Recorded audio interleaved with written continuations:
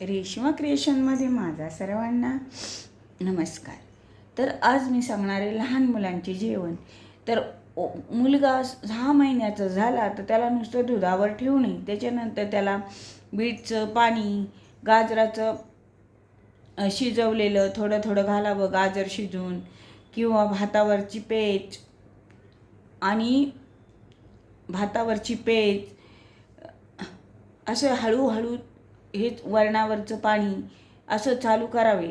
मीठ आणि साखर बाळाला वर्षभर देऊ नये. त्याच्यापेक्षा हे बीटचं पाणी हे आणि मग थोडंसं दूध, आणि बाळाला बाटली अजिबात देऊ नका. बाळाला वाटी चमच्याने दूध पाजा, म्हणजे त्याला कुठलंही इन्फेक्शन होणार नाही व दातसुद्धा किडणार नाहीत.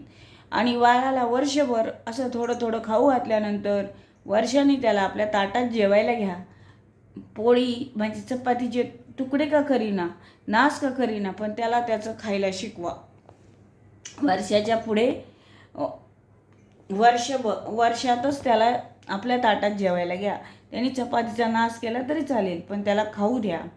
म्हणजे मुलगा हाताने खायला शिकेन आणि व्यवस्थित त्याचं पोट भरेल आणि तब्येतही सुदृढ होईल. माझा व्हिडिओ आवडल्यास लाईक करा, सबस्क्राईब करा.